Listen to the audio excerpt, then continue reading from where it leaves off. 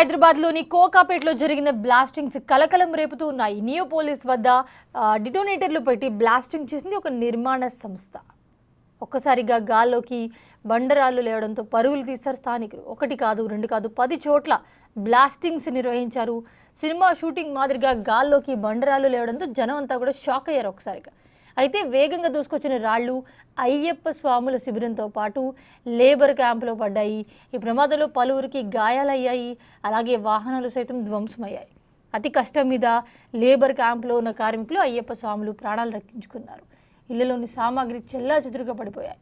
Blasting చేసిన నిర్మాణ సంస్థపై నార్సింగి పోలీసులు కేసు నమోదు చేశారు. ఎక్స్ప్లోజివ్ చట్టంతో పాటు BNS 125, 91B ప్రకారం కేసు నమోదు చేశారు. ఇదే అంశానికి సంబంధించి మరిన్ని వివరాలు మా ప్రతినిధి సుజాత అందిస్తారు. కోకాపేట్ నియోపోలిస్ వద్ద భారీ గుట్టలున్నాయి. అయితే ఆ గుట్టలు మొత్తాన్ని కూడా నేలమట్టం చేసి పెద్ద పెద్ద నిర్మాణాలు చేస్తున్నటువంటి పరిస్థితి ఉంది. నిన్న జరిగినటువంటి ఘటనతో ఒక్కసారిగా ఇక్కడ పనిచేసేటువంటి వాళ్ళంతా భయభ్రాంతులకి గురి అయ్యి పరుగులు తీశారు. ఇక్కడ నిర్మాణ సంస్థల దగ్గర బాంబ్ బ్లాస్ట్ చేసి, అంటే ఎక్కడైతే చుట్టూ చూడొచ్చు రాళ్ల గుట్టలు మనకు కనిపిస్తున్నాయి, ఈ గుట్టలన్నిటినీ కూడా బాంబ్ సహాయంతో, అంటే ఇక్కడ గుట్టల్ని పేల్చడానికి వాటన్నిటిని కూడా ఉపయోగిస్తూ ఉంటారు. పెద్ద పెద్ద రాళ్ళు మనకు కనిపిస్తున్నటువంటి ఈ రాళ్ళన్నిటినీ కూడా బ్రేక్ చేస్తున్నటువంటి మిషన్ ప్రస్తుతం మనకి ఇక్కడ చాలా క్లియర్గా కనిపిస్తుంది. ఈ మిషన్ సహాయంతోనే గుట్టలన్నిటినీ బ్లాస్ట్ చేస్తారు.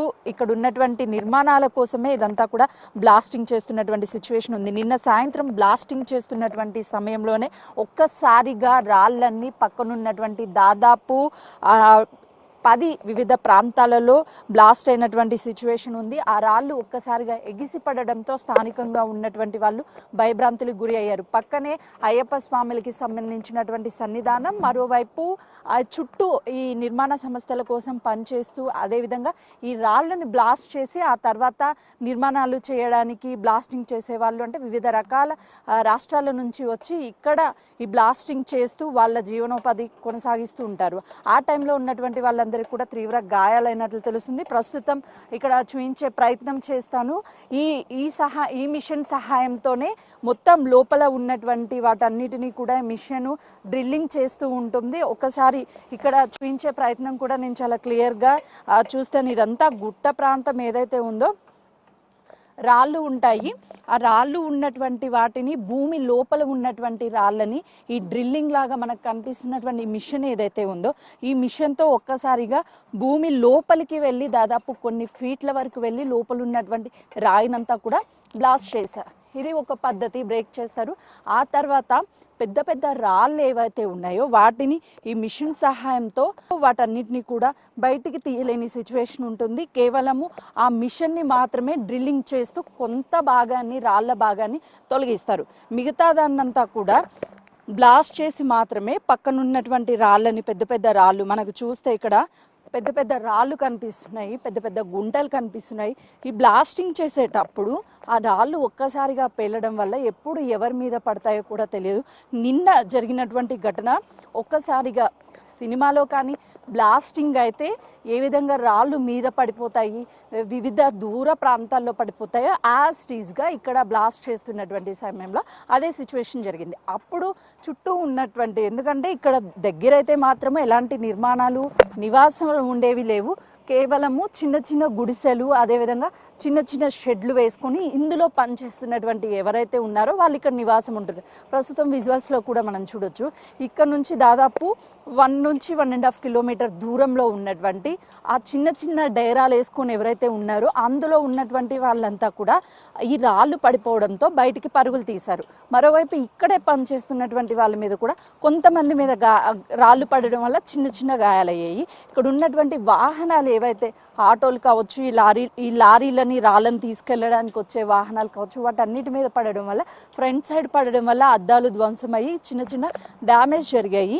అయితే ఇప్పుడు ప్రస్తుతం ఈ ఘటనతో చుట్టూ ఉన్నటువంటి వాళ్ళంతా కూడా భయభ్రాంతులకు గురవుతున్నారు. డిటోనేటర్ల సహాయంతో ఒకవేళ పేలిస్తే ముందుగా లోపల ఏదైతే డిటోనేటర్లు పెట్టి ఆ రాయి అనేది బ్లాస్ట్ అయి బయటికి పోకుండా ఈ మనకు కనిపిస్తున్నటువంటి ఈ రబ్బర్ ఉంది, టైర్ కనిపిస్తుంది కదా, ఈ టైర్ని మొత్తాన్ని కూడా ఆ ప్లేస్ మొత్తం కవరేజ్ చేశారు.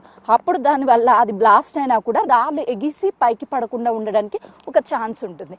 కానీ ఆ టైంలో ఇది ఫెయిల్యూర్ అవడం వల్లే ఇలా ఒకసారిగా రాళ్ళు పైకి ఎగిసిపడి రాళ్ళు చుట్టు పరిసర ప్రాంతాలంతా కూడా పడున్నాయని చెప్తున్నారు. ఇప్పటికే ఇక్కడ ఉన్నటువంటి జరిగినటువంటి ఘటన మీద నిన్న పోలీసులు, అదేవిధంగా ఈ సంస్థ నిర్మాణ సంస్థకి సంబంధించినటువంటి వాళ్ళు కావచ్చు, వివిధ డిపార్ట్మెంట్లకు సంబంధించినటువంటి అధికారులంతా ఇక్కడికి చేరుకున్నారు. చుట్టూ ఏం జరిగింది ఏంటి అని చెప్పేసి లేబర్లు, ఇక్కడ పనిచేసే లేబర్లు కూడా భయభ్రాంతులకు గురైనటువంటి పరిస్థితి ఉంది. ఒక్కసారిగా పైన ఉన్నటువంటి అయ్యప్ప స్వాములు కావచ్చు, లేకపోతే ఇక్కడ ఉన్నటువంటి కార్మికులు కావచ్చు, వీళ్ళంతా ఏదైతే వంట సామాగ్రి, వాళ్ళు ఉండేటువంటి సామాగ్రి మొత్తం కూడా చెల్లాచెదరకు గురైనట్లు తెలుస్తుంది. గాలిలో ఒక్కసారిగా బండలు పైకి రావడంతో సినిమాలో ఏ విధంగా రాళ్ళు ఒక్కసారిగా పైకి ఎగిసి పడతాయో అంతకు డబల్ రాళ్ళు ఎగిసిపడ్డాయి. ఫర్ ఎగ్జాంపుల్, ఇంత పెద్ద రాళ్ళు బ్లాస్ట్ చేస్తున్నటువంటి సమయంలో ఎలాంటి సేఫ్టీ లేకపోతే ఒకసారిగా గాల్లో ఎగిరింది అని అంటే ఎంత డిస్టెన్స్ వెళ్తుందో చాలా ఒకసారి ఊహించుకోవడానికే భయంగా ఉంది. ఎప్పుడు ఏం జరుగుతుంది, ఏం బ్లాస్ట్ అవుతుంది, ఇదంతా కూడా పెద్ద పెద్ద గుట్టలు కాబట్టి ఈ బ్లాస్ట్ అయ్యి ఎవరి మీద పడతాయి, ఎవరికి ఏం జరుగుతుంది అని చెప్పేసి ఒక భయం అయితే మాత్రం అందరిలో మొదలైంది. ఇక్కడ ఉండాలి అంటేనే ఎప్పుడు ఏమవుతుంది అని చెప్పేసి ఇక్కడ పనిచేస్తున్నటువంటి వర్కర్స్ కూడా భయపడుతున్నారు. ఇప్పటికే దీనికి సంబంధించి నేను ఇక్కడికి వచ్చి ఎవరు ఈ నిర్మాణ సంస్థ, ఏం జరుగుతుంది, ఇక్కడ బ్లాస్టింగ్ ఏ టైంలో చేస్తున్నారు, ఈ ఘటన ఎప్పుడు జరిగింది అని చెప్పేసి నార్సింగ్కి సంబంధించినటువంటి పోలీసులు ఇక్కడికి చేరుకొని మొత్తాన్ని పరిశీలించారు. ఆ తర్వాత ఇక్కడికి వచ్చి పరిశీలించిన తర్వాత కూడా పలు సెక్షన్ల కింద బిఎన్ఎస్ 125 91B ప్రకారం కేసు నమోదు చేశారు. బ్లాస్టింగ్ చేసినటువంటి నిర్మాణ సంస్థపై ఇలాంటి బ్లాస్టింగ్ చేసేటప్పుడు చాలా జాగ్రత్తలు తీసుకోవాల్సినటువంటి అవకాశం ఎంతైనా ఉందని చెప్పుకోవచ్చు. అదృష్టవశాత్తు నిన్న జరిగినటువంటి ఈ బ్లాస్టింగ్ ఒక్కసారిగా రాళ్ళు గాల్లో ఎగిసిపడి దూర ప్రాంతాల్లో 4 నుంచి 5 కిలోమీటర్ల దూర ప్రాంతాల్లో ఈ రాళ్ళన్నీ కూడా పడ్డాయి. ఒకవేళ ఆ టైంలో ఈ రాయి ఎవరి మీదైనా పడి ఉంటే ఖచ్చితంగా కూడా అక్కడికక్కడే ప్రాణాలు కోల్పోయే అవకాశం ఉంటుంది. కాబట్టి ఈ బ్లాస్టింగ్ చేసేటటువంటి సమయంలో తగు జాగ్రత్తలు తీసుకోవాల్సిన అవసరం ఎంతైనా ఉందని